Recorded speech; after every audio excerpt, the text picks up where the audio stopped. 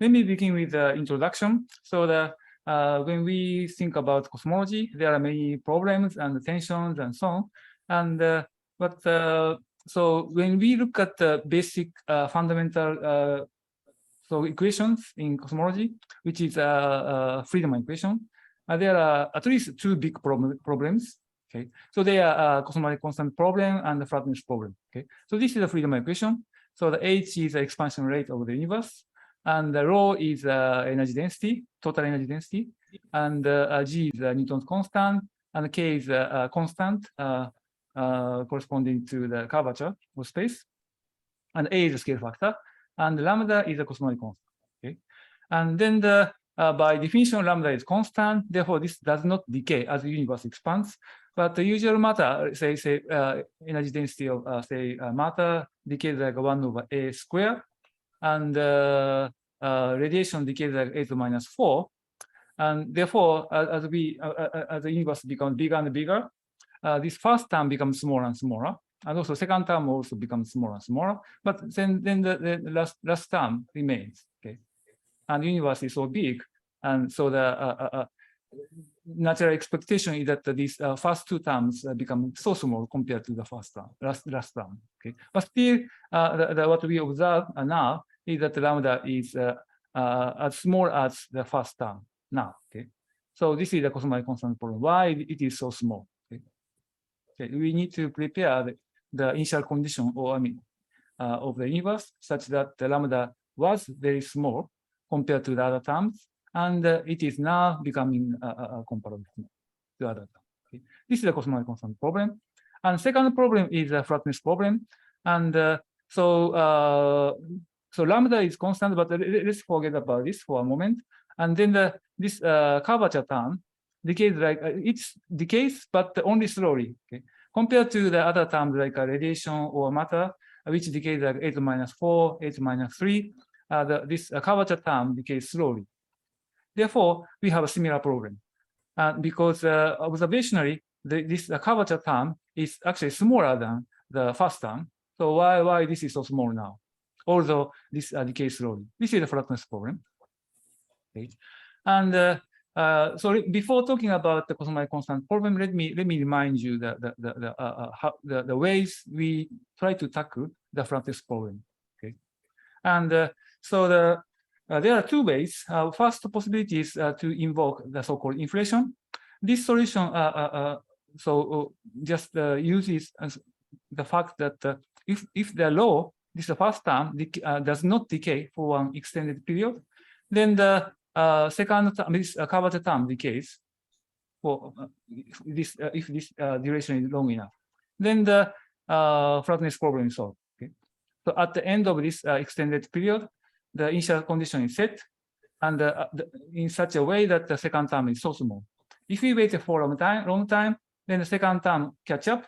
But if it is so, if this duration is longer than the age of the universe, that's okay.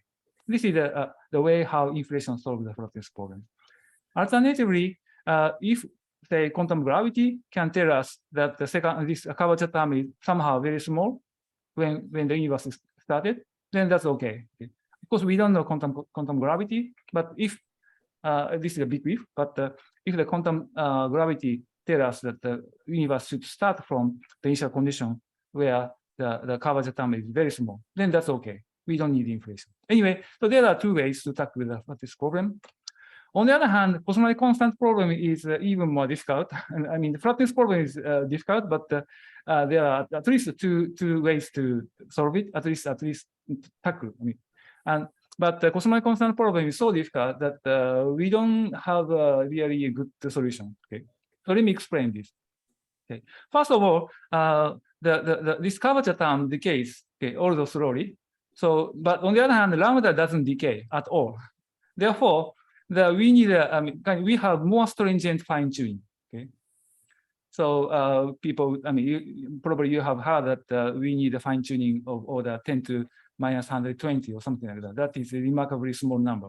Okay, it's amazing. Okay, and secondly, so this first term, usual energy density, may contain terms mimicking cosmological constant. Okay, so and this something that mimics cosmological constant may change when we have phase transition. Okay, before and after phase transitions, this effective cosmological constant may change. Okay? Because the vacuum energy density, vacuum energy changes by the phase transition. Okay, so this means that it's really difficult to make the late time cosmological constant small by early universe dynamics, because early universe dynamics doesn't know what the cosmological constant at late time would be. Okay, so this is the second reason why cosmological constant problem is so difficult. Okay, so in this sense, probably arguably the cosmological constant problem may be the most difficult problem in cosmology. At least this is one of the most difficult problems, I think. Okay, so indeed, also there are two kinds of cosmological constant problem. One is the old cosmological constant problem, why it is so small. Okay? And also the cosmological constant is not protected against quantum correction. Okay? So this is in a sense naturalness problem. Okay? And also this problem must be solved early on. Otherwise, so we cannot reach the late time universe, low energy universe. Okay? This is a really big problem. And the second problem is the so-called coincidence problem. Okay? Why now? Okay. So the cosmological constant is the same order of magnitude as other components of energy density, although cosmological constant is constant, other terms decays. Okay? This is a why now problem or coincidence problem. There are two. Okay? And then we need to decide what to do. Okay, how our strategy, how to tackle these problems. Okay, and we tend to forget about the first problem because it's so difficult, and then try to address the second problem, assuming that there are some reason why the genuine cosmological constant may be zero. Okay, this is usually what we do when we talk about dark energy. But honestly speaking, so my gut feeling is that probably we need to solve the old cosmological constant problem before addressing the coincidence problem. Okay? If there is a good solution to the first problem, then maybe some remnant of this solution may act as dark energy, or may be able to address the coincidence problem. But if there is a first problem, then actually we cannot talk about the second problem, I think.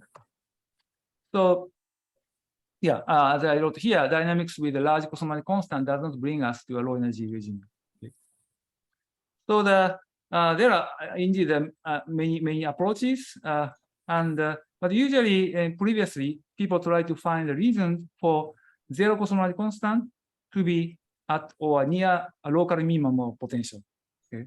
But this is unstable against radiative corrections. When we consider quantum corrections, even if we set the cosmological constant to be zero at the classical level, this is no longer the case after including quantum corrections. And so this is not a good solution probably. And otherwise, people may have tendency to rely on anthropic principle. Okay, it's difficult to deny this anthropic principle argument, but for me, I think if there is a good solution without relying on anthropic principle, probably we forget about anthropic. So I think we should keep trying the physical, more physical solution. Okay, so this is my attitude. Okay, and my proposal with Lisa is kind of simple, but simple-minded, and at the same time, it's crazy. So sorry about that. But I think the cosmological constant problem is so crazy. So I think we need crazy problem needs a crazy solution. I think. But anyway, I think we should try at least. Okay. So the idea is like this. So we don't fine-tune the potential at all. And there are two possibilities. A minimum of the potential could be either positive or negative. If it is positive, then I think no hope to solve the cosmological constant problem. So let's assume that the minimum is negative. Minimum could be minus infinity, but anyway, minimum is assumed to be negative. Then if we don't fine-tune the potential, then the potential should be like this. Okay, near zero, it is like a linear potential. Okay, and then we want to stop the scalar, for example, scalar field here. Of course, this doesn't happen usually. I mean, so clearly this would require unconventional dynamics. But perhaps that is what the small cosmic constant is telling us, because this is so crazy. The problem is so crazy. Okay. And so as I already mentioned, no fine tuning. Okay. And then we can just expand the effective cosmic constant or potential around zero or around any places. Okay. And then we can always shift phi zero to set lambda zero to be zero. This is just redefinition of phi zero. Okay. And then we want to stop phi at phi zero. This is what I'm saying here. Okay. Now, so yeah, we need to stop phi or phi zero, but phi, of course, wants to roll. And the key to this model is not the special potential, but special form of a kinetic term. Okay. So let me explain this by simple-minded analogy, which is not in the real world, of course. So let's consider some charged box. Originally I had a picture of shark, but somehow I lost. Sorry.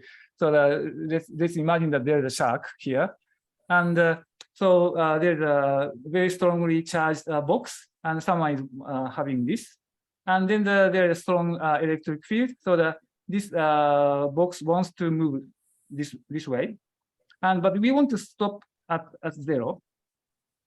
And let me think about something very crazy. So suppose that the mass of this box can be controlled by someone watching this person's position, and make the mass of this box to be infinite when this person approaches to zero. Okay. Then of course, by momentum conservation, the momentum is finite. And equation motion is written in terms of momentum and the potential tilt. And within finite time, the momentum is finite. But the momentum relation between momentum and the velocity depends on m. When m diverges, velocity vanishes. So the box stops. So we want to do something similar. Okay. Of course, this doesn't happen to the real world, but maybe we can do something similar for scalar field. Okay, so let me explain again this case, this crazy non-realistic case. Okay, so this is the Lagrangian. Mass depends on time, and this x is the position of the box and the potential given by the electric field or whatever. Okay, equation motion is like this. Okay, m disappears, but m appears in the relation between x dot and p. And from this equation motion in terms of p remains finite within finite time, and then the x dot vanishes when x diverges. Okay. Moreover, you may think, although you may think that this is singular dynamics, actually it's not. Indeed, if we compute the kinetic term, 1/2 times mx dot square, in terms of p, then m goes to the denominator. And when m diverges, the kinetic term goes to zero. So the more singular m gives us a more regular kinetic term. Okay. So the dynamics is completely regular when mass goes to infinity. Okay. Of course, this never happens in the real world. However, for a scalar field, this may be a theoretical possibility as far as it does not conflict with any observations or any experiments. So this is what we want to do. Okay. Okay. So let's consider this kind of scalar field. Okay. So the usual kinetic term here, including minus, because I'm considering minus plus sign for the metric. And then we have a function of 4D curvature R, which is scalar, in the denominator in the kinetic term. And assume that f vanishes sufficiently quickly as curvature goes to zero. So and also this is a positive, so that's why this is r square 2m, not the r2 2m. So this quantity is positively non-negative, and m is some number. Okay, and I assume that m is large enough. How large it should be, I'll explain later. Okay. And then for expanding universe, the R is of order h squared, where h is the Happle expansion rate, so that we have this estimate. Okay, and actually this is this kind of action. So dynamics is completely regular for the same reason as this. Okay, and in terms of momentum, so indeed, if we use momentum, canonical momentum, then the F goes to numerator, and as we send R to 0, this term completely vanish, and everything is regular. Okay. Also, what is nice about this idea is that this kind of dynamics is stable under radiative collisions. Okay, so as I mentioned, this is dynamically stable. So that, but not only dynamically stable, but also this kind of consideration is stable under radiative collisions. Okay. The reason is as follows: we can include any other term, other kinetic terms, as far as sign is correct. And what controls dynamics is the most singular looking terms. Okay. We can even consider some power of R in the denominator, and in the numerator, say some power of this combination. Okay. That's also fine. I mean, arbitrary combination of R and d mu phi, d mu phi. And what is controlling the dynamics is the most singular term. And if we consider more singular term, then as I explained here, everything is regular, more regular. So in this sense, this is stable under radiative collisions. Okay, and also this does not generate term like 1 over FR without derivative of phi. Therefore, this is completely stable. Okay. And as I explained here, the scalar field stops, completely stops at R equals 0, automatically stops. Okay. And let me explain this. The reason is basically the same as this one, but because we have a scalar field, slightly different. Okay. So the equation motion is like this. Pi is basically canonical momentum, phi dot over F. This is analog of this guy. Okay. Analog of P. P was x dot times M, and M was singular. And now F is vanishing, and here F is in the denominator. Okay. Okay, pi is defined in this way. And the equation motion for pi is completely regular. Here I'm considering the linear potential because if we consider generic potential like this, then the near 0, this is I mean, well approximated by linear potential. I mean, we can also include the R I mean, quadratic term and the cubic term and so on, but it doesn't change anything. Okay. So here also for simplicity, I set kappa equal 1. I mean, kappa is a gravitational coupling, so the 1 over n Planck, and C is assumed to be order 1 because I don't want to fine tune anything. Okay, and order 1 in the Planck in a sense. Okay. Now, because of this equation, indeed this combination goes to constant, and this is negative because if C is positive. Okay. And assuming that the cosmology is not doing very strange. Okay, so h dot of h square, which is dimensionless, is almost constant, or does not have to be constant, but at least this is order 1 and negative. So this are yes, or yes, yeah. So we don't want to violate non-energy condition. So this is negative, but yes. Anyway, so you can see this behavior very easily. So the h is usually 1 over t, proportional to 1 over t, where t is time, and because of this equation, pi is expected to be proportional to time. Okay, so this combination goes to constant very easily. We can easily check this by numerically or analytically. Then at low energy, the kinetic part of the action is f pi square. Originally, f was in the denominator, but now this is f goes to numerator. Okay, I forgot to include 1 over, I mean, one half, but it doesn't matter. And then the pi is basically 1 over h, and f is, as I already explained here, proportional to h to 4m. I set kappa equal 1 by choice of unit. And so this is basically h to 4m minus 2. Okay. And this is much smaller than curvature. if m is larger than 1. Okay, so this term is much smaller than Einstein reduction, which controls the main, I mean the gravity in the Einstein gravity, okay? Einstein theory. Yeah. Okay. And moreover, for some technical reason, we want to make this to be smaller than even smaller than curvature square. And then the curvature square is like h to 4. Therefore, m must be larger than 3/2. Okay. If m is larger than 3/2, then this term is even smaller than the r square. And r square is needed in order to make sure that extra degree freedom coming from nonlinearity with respect to curvature does not lead to instability. Okay. So as far as we include r square, the dynamics is stable, and then we want to make sure that this kinetic term is subdominant compared to r square, and this is ensured by assuming that m is larger than 3/2. Okay. Then Shinji, can I ask? Sure, sure. So this is equation motion of the scalar field.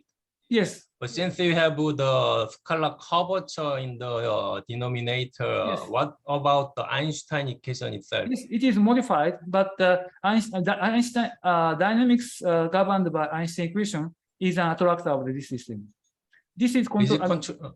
Yes, it is an attractor. So there are solutions which follows Einstein. I mean the prediction of Einstein gravity.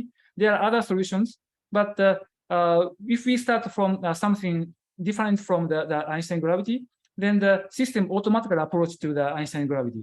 That is ensured by this. Actually, alpha must be positive. If alpha is positive, then the other solution decays, and we go back to Einstein. Okay. I don't have time to explain this in detail, but if you are interested, please have a look at my single author paper. All okay, thank you. I did analysis both analytically and numerically. Yes. So the Einstein, I mean, freedom equation is recovered automatically as an attractor. Yes, and then let's think about the evolution of the potential, including the 0-point energy. So this is after including all terms. Okay, so including the bare cosmological constant, quantum correction, everything.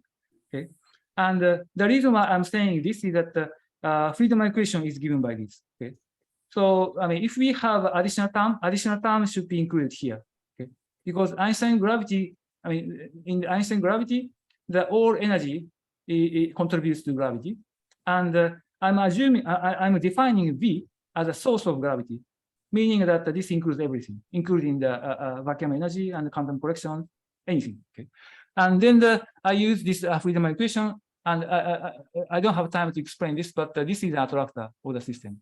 Okay, now so I want to make sure that the V goes to 0 automatically. So let me compute the V dot, and here V is given by this. So the C is order 1. So basically V dot is phi dot. Okay, phi dot is given by pi times F, because pi is defined by this. Okay, and now F is h to 4m, and pi is 1 over h. Therefore, and also minus. So that this is basically minus h to 4m minus 1. Okay, and by using this freedom equation, h can be rewritten basically the square root of v. Okay, so this is basically minus v to 2m minus 1/2. Okay, this is a differential equation for v. So we can solve it, and the solution is like this. I mean, I don't care about the coefficient, but I do care about the time dependence, and the power is negative if m is larger than 3/4. Okay, this condition is weaker than these conditions. But anyway, if m is large enough, then v automatically goes to 0. In other words, h goes to 0 automatically, even though we have a potential like this. Okay, so in other words, the cosmological constant automatically stops here as an asymptotics if we wait for a long time. Okay, this is what we call the feedback mechanism. Okay, and so here I assume the linear potential near v equals 0. This is completely generic, and we can consider any potential as far as negative. The minimum is negative, and if we include a quantum correction or whatever, then the minimum may shift, and but near zero, this is still linear, and this just changes the value of C and the value of phi zero, but this mechanism doesn't care the value of C or phi zero. So whatever we do, we end up with a small cosmological constant automatically. Okay. This is a mechanism that I proposed some years ago with Lisa Landor. And so, and also as I briefly explained in heuristic way, so that we can recover the Einstein gravity, and this is completely stable. Okay. Surprisingly, despite the very singular looking action, the low energy gravity is stable and reduced to Einstein gravity. The reason is very simple. Okay, this is just singular looking, and it's not singular. It's completely regular, for the reason that I explained. Okay, so kinetic term is very, very small, and I mean kinetic term has some negative power of curvature, so looks dangerous. But indeed, this is very, very small. So the contribution of this term to the modification of the Einstein equation is very, very small. And the main, so that if m is larger than 1, then the correction to the Einstein equation is much smaller than the Einstein tensor, which is already there in the Einstein gravity. And but actually, this is not enough. And in order to make sure that dynamics is stable and the Einstein gravity is dynamical attractor of the system, we need to make sure that this term is smaller than r squared. And we need to make sure that the coefficient of r squared is positive. Okay.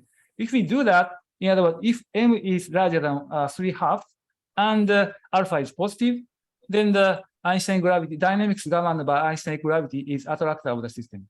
Okay. And so this is completely stable. And moreover, so this was shown in this paper. And so if you are interested in this details, please have a look at this.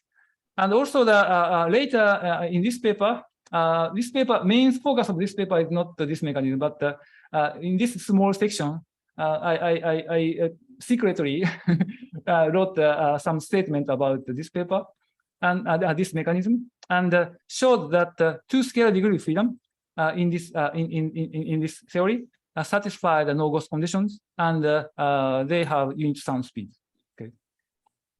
Actually, this main focus of this paper, this paper was about modified gravity, nothing to do with cosmological constant, but somehow I included in this small section about some statement about analysis about this model. Okay. And so that there are no ghosts, there's no gradient stability, everything is stable. Okay. So we have feedback mechanism to make the cosmological constant to 0 automatically at rate time, asymptotically.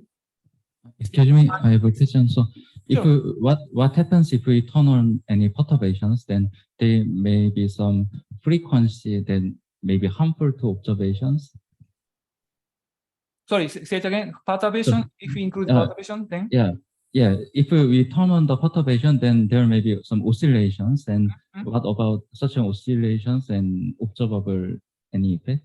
Oscillation with respect to what? I mean, with respect to space, you mean, or no, I mean oscillation with phi. Can it make any observable effect? I see. Yeah. So yes, indeed, at low energy we recover. I mean, in this paper, I show that at low energy we recover linearized Einstein equation, and so the extra degree freedom actually decouples. Yeah. So that we can consider I consider the inhomogeneous perturbation. Yes, and it's completely fine. Yes. Yeah. But when we consider large perturbation, then there may be a problem, and that is important for the latter part of this talk. Yes. Yeah. Because we may have overshooting, and we need to avoid overshooting. Yes. Is it okay? Yeah. Okay. So then we have feedback mechanism, and we can recover the standard freedom equation and the linearized Einstein equation. And I don't have time to explain details, but please have a look at this paper if you are interested in. Okay. But there's a problem, the so-called empty universe problem. Okay. So indeed, the cosmological constant goes to 0 automatically. However, energy density of matter and radiation also approach to zero, actually even faster. Okay. This approach is, so the cosmological constant goes to zero very slowly, goes to zero automatically, but it's very slow. Okay. This power is kind of, so this is minus negative power in time. And so if m is large, then this minus absolute value of this negative exponent is very, very small, meaning that the approach to zero is very, very slow. And indeed, much slower than the radiation and matter, so that we end up with empty Minkowski spacetime. We can solve the problem of a large cosmological constant, but we cannot live there. It's empty, unfortunately. Therefore, some form of reheating is required. We need to reheat. After reaching the very small cosmological constant, we want to populate the energy, populate the excitation, and we want to reheat the universe. Yes. Otherwise, as I already mentioned, we would end up with a flat but empty universe. That's a bit sad. Okay. We cannot live there. Okay. So let me summarize so far. Okay. So feedback mechanism makes the cosmological constant to zero from above automatically, and this is stable under radiative collections. So this is a big advantage compared to other approaches. And we can recover the standard Friedmann equation under certain condition. And the condition is relatively mild. And we can recover the linearized Einstein equation under the same condition. And however, realistic cosmology requires reheating. Okay. This was a situation when I wrote a paper with Lisa Randall. But recently, we came back to this problem, okay, with the young collaborators. Okay. So we want to reheat after relaxation of cosmological constant to small value without spoiling small cosmological constant. Okay. This is not easy. So because for the following reason, okay, if we consume the vacuum energy to reheat the universe, like inflation has during inflation we have a vacuum energy, and using this vacuum energy, we convert the vacuum energy to part of the vacuum energy to radiation. That is reheating. But if we do the same thing, then the effective cosmological constant after reheating would be negative, because we already reached almost zero cosmological constant. We don't want to do that. And also, lambda effective should go back to almost the same value after reheating. Okay. So the reheating process somehow should remember the value of a cosmological constant before the reheating. Okay. This is related to what I already mentioned. Okay. So the before and after phase transition, the effective cosmological constant changes, and therefore usually it's not easy to find a way to set the late-time cosmological constant to be zero by RE universe dynamics. That is one of the reasons why cosmological constant problem is very difficult. Okay. Similar problems here. Okay. So these considerations suggest the following scenario. Okay. By the way, energy density of should satisfy this kind of equation, conservation equation. So we want in order to reheat the universe without using vacuum energy, we need to increase energy density of the universe, meaning that rho plus p must be negative. Okay, so rho plus p non-negative is often called null energy condition, and most of the material or field theory satisfy this condition. Okay, so we need to introduce some field, say phi 2, violating this condition, null energy condition. Okay, so the energy density of phi 2 plus pressure of this phi 2, if this sum of them is non-negative, then the null energy condition is satisfied. We want to violate this, okay, to increase the energy density. This is obvious from this. Okay. And also, we want to couple phi 2 to yet another scalar field, phi 3. Let's call it phi 3. That reheats the universe. Okay. By oscillation. So the phi 2 kicks the dynamics phi 3, then the phi 3 reheats the universe by using the energy density created by phi 2. Okay, phi 2 creates the energy density, and give this energy to phi 3, and phi 3 reheats the universe.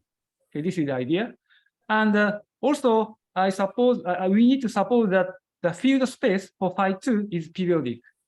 This is to solve the second problem. Okay, if the field space for phi 2 is periodic, after reheating, it goes back to the original position. I mean, modulo the period. I mean, so that then the reheating process repeats many times. Okay, so that in the history of the universe, whole history of the universe, this reheating and variation of non-energy condition and reheating occurs many times. Okay, many times.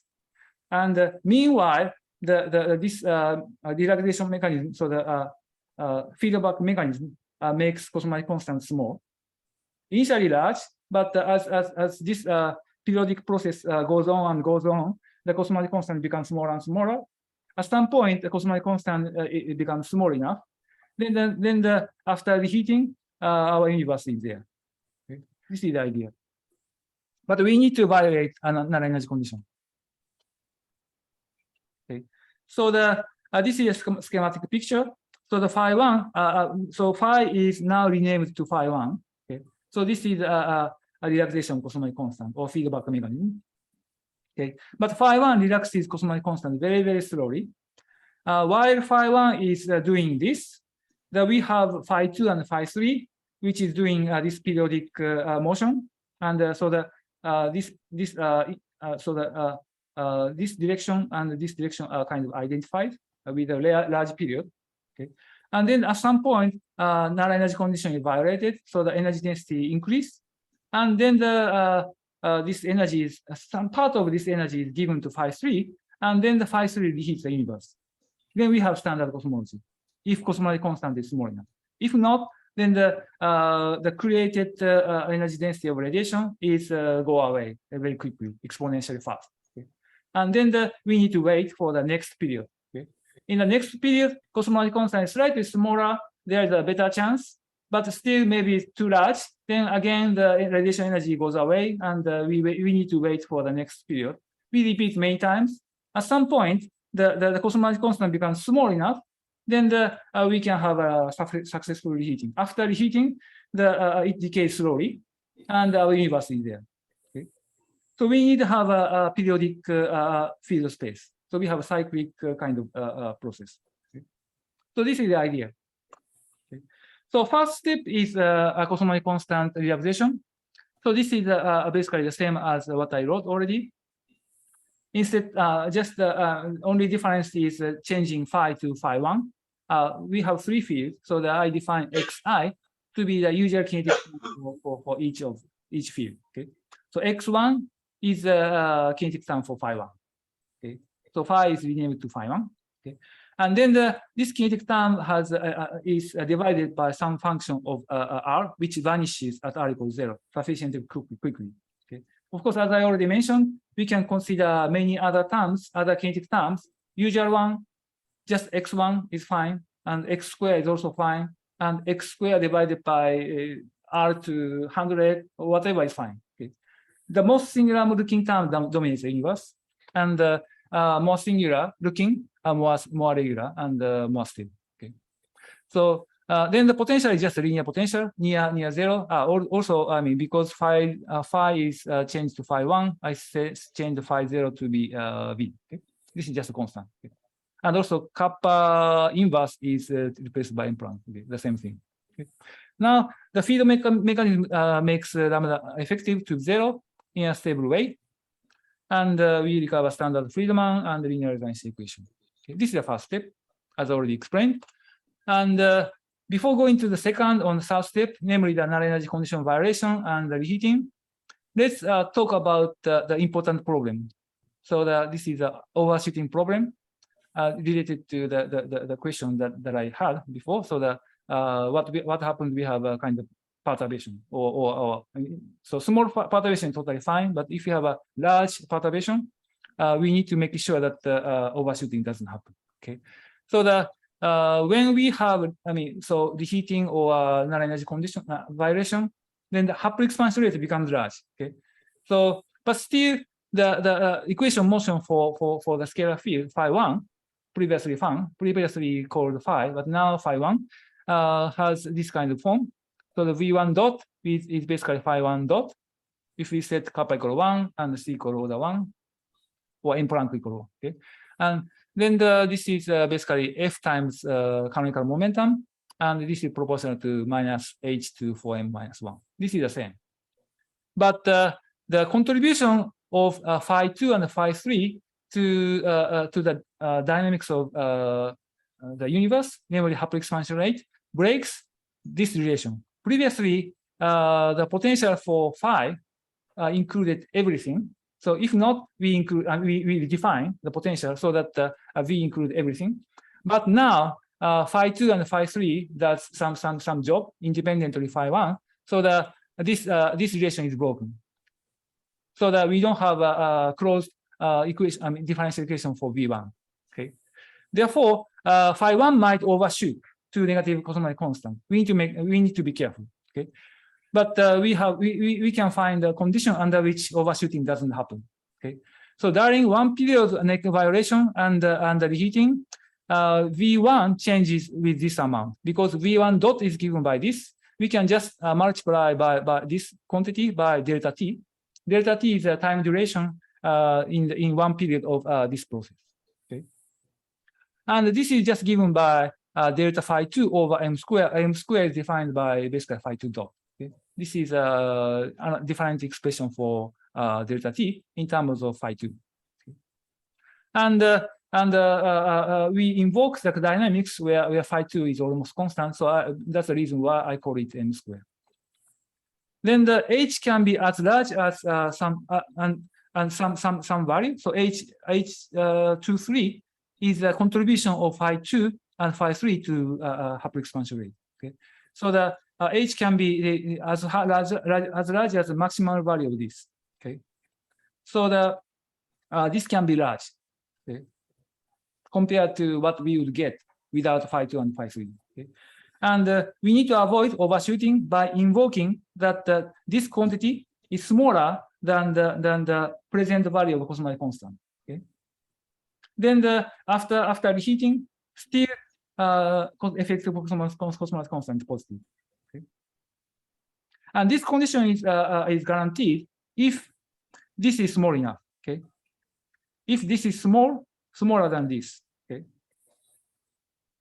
By plugging this maximum value of h23 to here, and plugging this to here. Okay. Not here. Yes, right. Wait. Yes, it's okay. Okay, this is. Yeah, sorry. Yes. So that by using this expression and inserting here and using this, we get this. Okay. And now you see here that we have m here. Okay. So this quantity is much larger than 1 because m Planck is here. Therefore, if m is large enough, then this condition is easily satisfied. By the way, I recovered c and kappa or m Planck. Okay. And this is larger than 1, much larger than 1. So as far as m is large enough, it's very easy to satisfy this condition. So we can avoid overshooting. Okay. Now let's move on to second and third step, which are violation of non-energy condition and heating, because we are sure that overshooting does not happen under the condition that m is large enough. And this condition is consistent with the previous condition, this one. Okay. M should be larger than 1/3, 3/2. Now, neck vibration and reheating are provided by this kind of Lagrangian. This was previously considered by these people in a different model, but so we borrow this idea. Okay. So we consider phi2 and phi3 they are coupled to each other. Basically, the neck vibration sector, the sector that violates non-energy condition, namely the action for phi2, is given by this. So by setting phi3 equals 0 and the p equals 0 in this Lagrangian, we get the neck vibration sector. Okay, and reheating sector, which is phi3, is governed by this P. Okay, P depends on phi 3 and x3. X3 is defined in this way, usual kinetic term.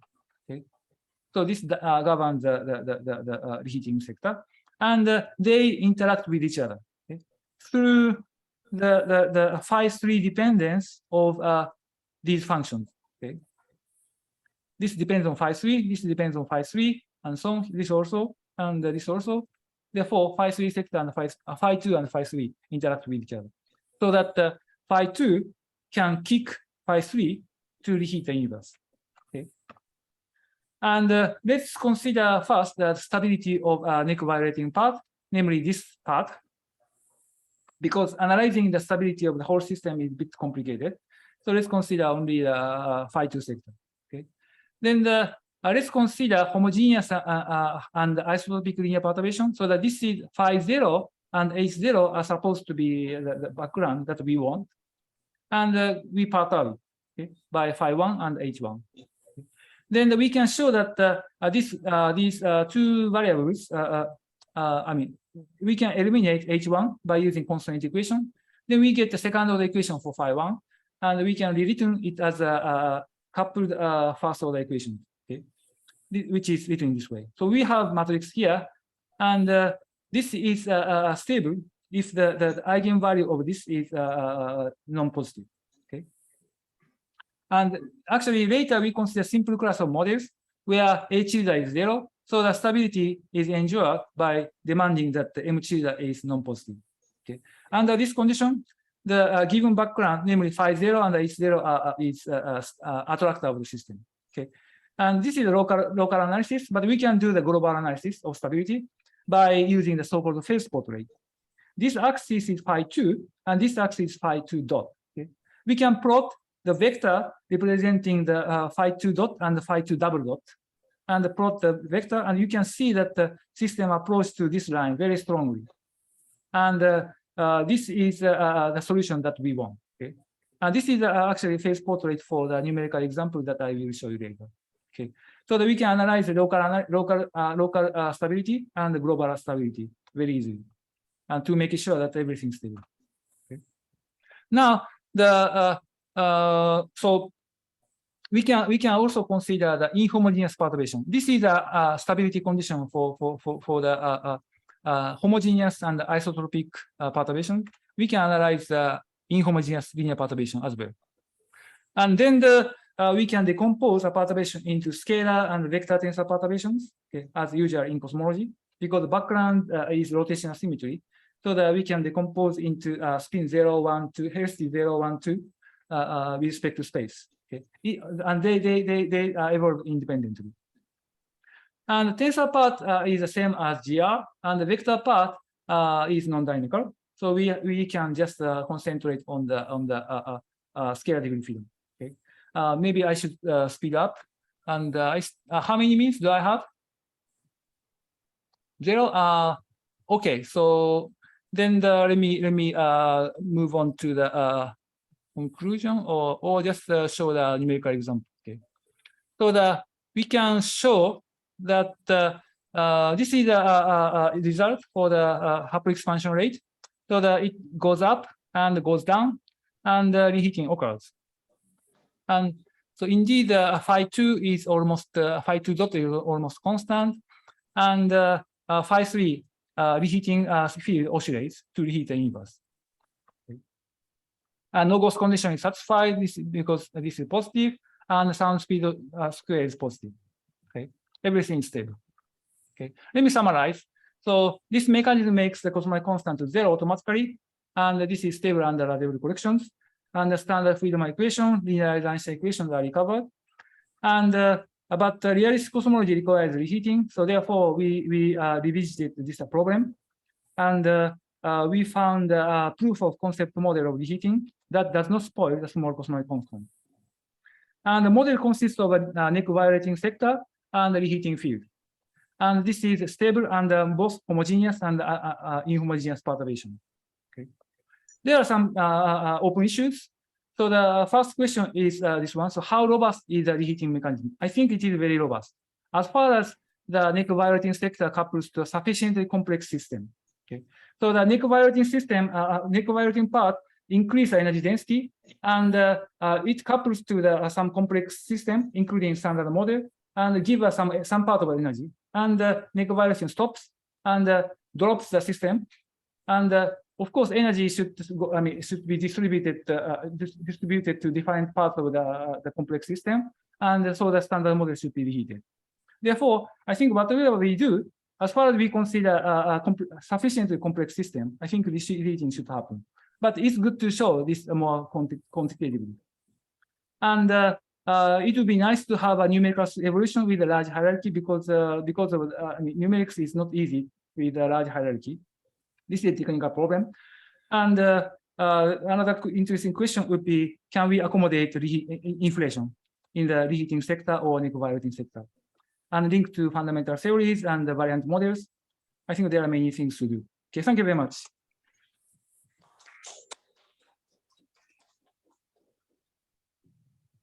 Thank you for giving an interesting talk. Any question or comments? So thank you for a very interesting talk. And I just my question is, anyway, we need to introduce some model parameters and tune them. So compared to the original fine-tuning issue, is it much improved? I think we don't need fine-tuning. I mean, if we consider complex enough system, yeah. So the fine-tuning was, I mean, okay. So in this concrete example, we had to fine-tune because we consider some specific model, but in order to ensure this problem second one, so lambda effective should go back to almost the same value, we invoke that the field space is periodic, so it automatically goes back to the original one.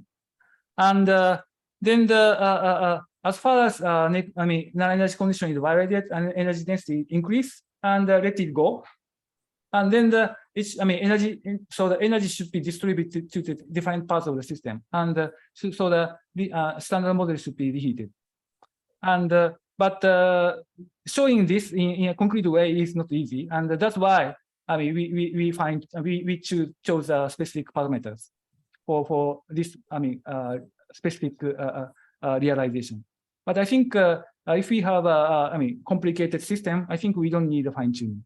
And the tuning, the condition we need to satisfy is this one. So the M should be large enough.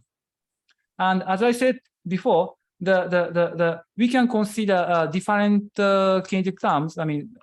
So we consider the, sorry. Oops. Sorry. What I'm doing. Sorry. So we consider this one, this simple one, but we can consider more singular looking term, and then the more singular term dominates the dynamics, and so the M tends to be large if we include many terms. Okay, and many terms should be generated by relativity collections, and so I expect the M to be large naturally. Okay, thank you. I think we'll have schedule. Thank you very much. Okay, let's go again. Thank you very much.